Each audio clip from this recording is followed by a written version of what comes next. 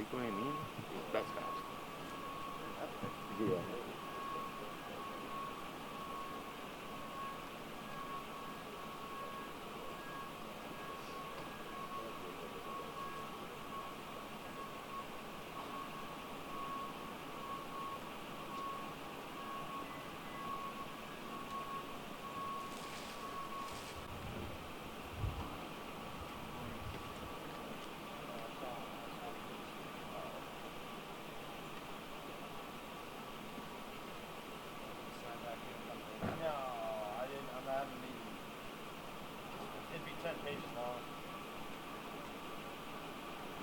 That's the high.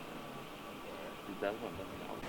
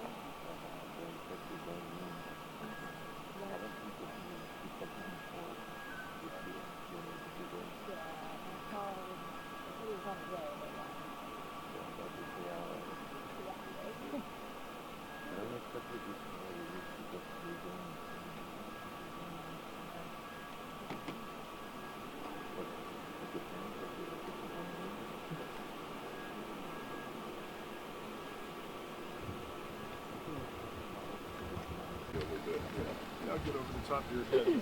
Okay. And you can just look in the middle. Probably Aaron's the best one to look at. Okay. Thank you so much.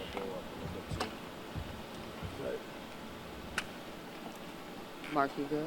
Yeah, I just got to get a shot here. Sorry, you guys. Thanks for your patience. Okay. Go ahead and start with your name, spell first, last, and title, please. Okay, my name is Sergeant Dan Suttles, Suttles. Yeah, what do we have going on from the beginning? So our dispatch received a call about 12:17 a.m. in the morning. The person who called in said that they'd heard a lot of shots in this area. We're over on the 1300 block of Columbia in the City of Glendale, which is a small residential area. And as you can see by the houses behind me, it's a very small street, not a lot of houses. So when the officers arrived, they went to the residence and they found, when they first got there, they found there were 3 bodies inside this house.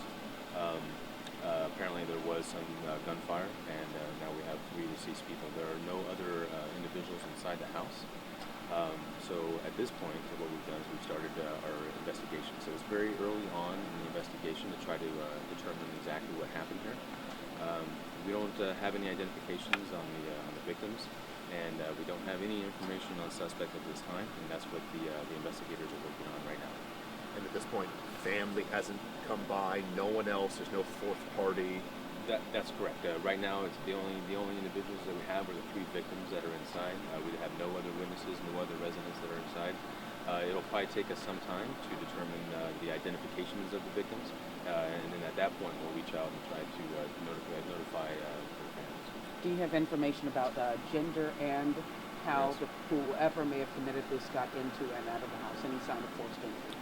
So the victims appear to be in their 20s, males, blacks. We don't have any information on whether or not they are residents of the house. We don't have any information whether or not they're visitors. So we don't have. There is no sign of forced entry. There's nothing that leads us to believe that there's someone out there who's been randomly breaking into houses and committing these crimes. So we think this is something that's isolated to this residence. But again, this is very early on in the investigation, and those are the things that we were hoping to determine. And Sergeant, you said earlier that Yes. one of your officers here made some statement that haven't seen this before, and really Right. even also for this little area, Yeah. Adams Hill, rare, bizarre, if you can put any of this into context for us. Yeah, anytime that you have, shots that are fired and you have 3 deceased individuals on site, it's very rare to not have any witnesses. But in a small residential area like this, it's very rare for something like that to happen. Plus, at 12:17, most people in a small residential area are asleep. So when I was indicating that this is something we hadn't seen before, it's very, very rare to have three individuals killed at one time with no witnesses. What do people need to know who are in this immediate area? Is there a concern? Is there a risk to public safety? Right, exactly, and we don't believe that there's a risk. Again, this appears to be isolated to this residence.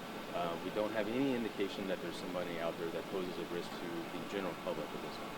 And you were saying right now that they're going to do kind of a basic sweep most likely and wait till you guys get a search warrant? possibly? Right. So part of the investigation, the officers that are on scene will do a safety sweep. So they'll go through the house and make sure that there's nothing that still poses a problem or a safety issue either for the officers or the public. And then it's something like this, then they'll get a search warrant to actually search the house. To be able to go through it in detail and then gather as much information as they possibly can to try to figure out what exactly happened. Where were your victims found in the house, and can you give us a layout? Is it, I don't know what I'm looking at. Is it two-story, whatever? Right. It appears to be, when I'm looking at the house myself, I'm not one of the investigators, so I kind of look at it from the outside myself. It appears to be 2 to 3 story house. On these hills, it's not unusual to have a 3-story house. And there are the victims are inside the house. Exactly where they are located in there, I'm not sure. Are they all in the same room? Is it right immediately as you walk into the door? Right. I don't know the answer to that. Again, do you believe they are residents of the home? I really don't know. I believe that they're associated with that house. Whether or not they're actually residents of that particular home or visiting, I don't know. And at this point, it's looking like triple homicide versus second degree suicide. Yes, and right now we're treating this, again, it's very early, but we're treating this as a homicide investigation and not a murder-suicide.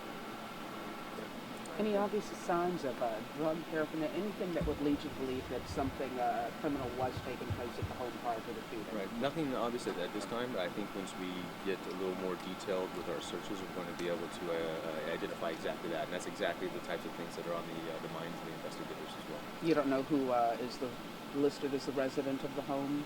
Not this time, I don't. Thank you so much. Can you describe the ages? 20s? The victims are all male blacks in their 20s. Their identifications are Sorry unknown about at this that. I time. know that Thank you. It's a good bicep workout. The one with the lights on.